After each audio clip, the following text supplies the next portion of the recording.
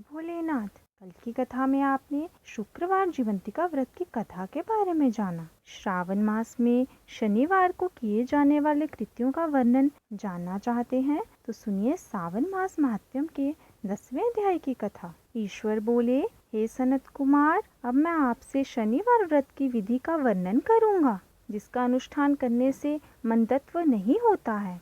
श्रावण मास में शनिवार के दिन नरसिंह, शनि तथा अंजनी पुत्र हनुमान, इन तीनों देवताओं का पूजन करना चाहिए। दीवार पर अथवा स्तंभ पर नरसिंह की सुंदर प्रतिमा बनाकर हल्दी युक्त चंदन से और नीले, लाल तथा पीले सुंदर पुष्पों से लक्ष्मी सहित जगतपति नरसिंह का भली भांति पूजन करके उन्हें खिचड़ी का नैवेद्य तथा कुंजन नामक शाक का भोग अर्पण करना चाहिए। उसी को स्वयं भी खाना चाहिए और ब्राह्मणों को भी खिलाना चाहिए। तिल का तेल तथा घृत स्नान भगवान नरसिंह को प्रिय है। शनिवार के दिन तिल सभी कार्यों के लिए प्रशस्त है। शनिवार के दिन तिल के तेल से ब्राह्मणों तथा सुवासिनी स्त्रियों को उपटन लगाना चाहिए तथा कुटुंब सहित स्वयं भी संपूर्ण शरीर में तेल लगाकर स्नान करना चाहिए तथा उड़द का भोजन ग्रहण करना चाहिए। इससे भगवान नरसिंह प्रसन्न होते हैं। इस प्रकार श्रावण मास में चारों शनिवारों में इस व्रत को करना चाहिए। जो ऐसा करता है उसके घर में स्थिर लक्ष्मी का वास रहता है और धन धान्य की समृद्धि होती है। पुत्रहीन व्यक्ति पुत्र वाला हो जाता है और इस लोक में सुख भोग कर अंत में वैकुंठ प्राप्त करता है। नरसिंह की कृपा से मनुष्य की चारों दिशाओं में व्याप्त रहने वाली उत्तम कीर्ति होती है। हे सौम्य, मैंने आपसे नरसिंह का ये उत्तम व्रत कहा।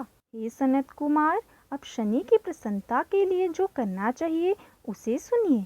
एक लंगड़े ब्राह्मण और उसके अभाव में किसी ब्राह्मण के शरीर में तिल का तेल लगाकर उसे उष्ण जल से स्नान कराना चाहिए और श्रद्धा पूर्वक नरसिंह के लिए बताए गए अन्न अर्थात खिचड़ी उसे खिलानी चाहिए। उसके बाद तेल, लोहा, काला तिल, काला उड़द, काला कंबल प्रदान करना चाहिए। इसके बाद व्रती ये कहे कि मैंने ये सब शनि की प्रसन्नता के लिए किया है, शनिदेव मुझ पर प्रसन्न हूँ।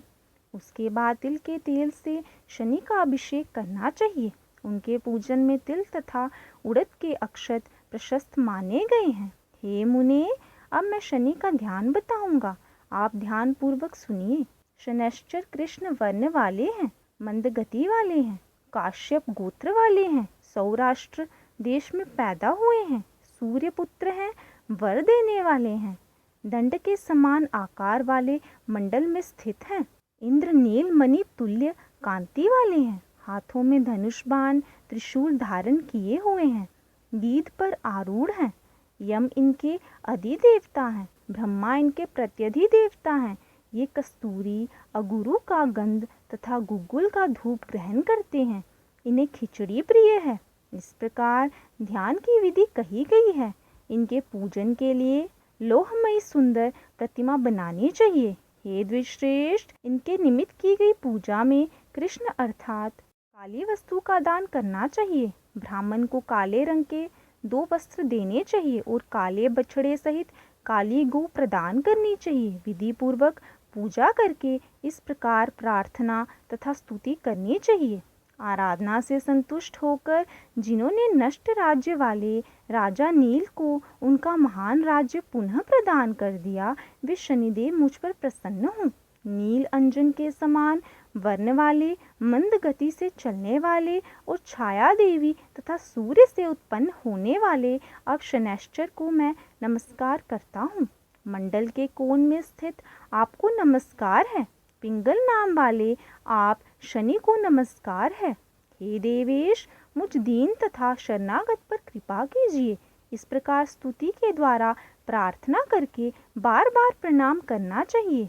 3 वर्णों ब्राह्मण, क्षत्रिय, वैश्य के लिए शनि के पूजन में शनो देवी इस वैदिक मंत्र का प्रयोग बताया गया है और शूद्रों के लिए पूजन में नाम मंत्र का प्रयोग बताया गया है। जो व्यक्ति दत्तचित होकर इस विधि से शनिदेव का पूजन करेगा, उसे स्वप्न में भी शनि का भय नहीं होगा। हे विप्र, जो मनुष्य श्रावण मास में प्रत्येक शनिवार के दिन भक्ति पूर्वक इस विधि से इस व्रत को करेंगे, उन्हें शनैश्चर के द्वारा लेश मात्र भी कष्ट नहीं होगा। जन्म राशि से पहले, दूसरे, चौथे, पांचवें, सातवें, आठवें, नौवें अथवा 12वें स्थान में स्थित शनि सदा कष्ट पहुंचाता है। शनि की शांति के लिए क्षमाग्नि इस मंत्र का जप कराना बताया गया है।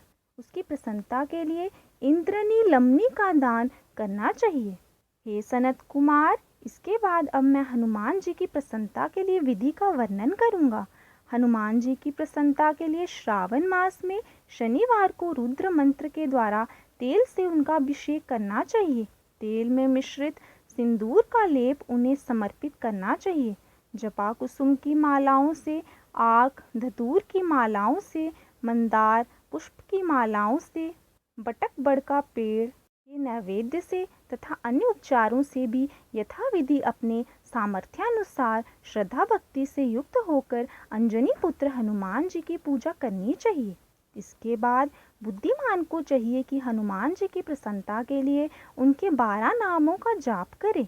हनुमान, अंजनी सुनु, वायुपुत्र, महाबल, रामेष्ठ, फाल्गुन सखा, पिंगाक्ष, अमित विक्रम, उदधीक्रमन, सीता शोक विनाशक, लक्ष्मण प्राणदाता और दशग्रीव दर्पहा, ये 12 नाम हैं। जो मनुष्य प्रातः काल उठकर इन 12 नामों को पढ़ता है, उसका अमंगल नहीं होता और उसे सभी संपदा सुलभ प्राप्त हो जाती है। इस प्रकार श्रावण मास में शनिवार के दिन वायुपुत्र हनुमान जी की आराधना करके मनुष्य वज्रतुल्य शरीर वाला, निरोग तथा बलवान हो जाता है। अंजनी पुत्र की कृपा से वह कार्य करने में वेगवान तथा बुद्धि वैभव से युक्त हो जाता है। उसके बाद शत्रु नष्ट हो जाते हैं, मित्रों की वृद्धि होती है, वह वीरशाली तथा कीर्तिमान हो जाता है।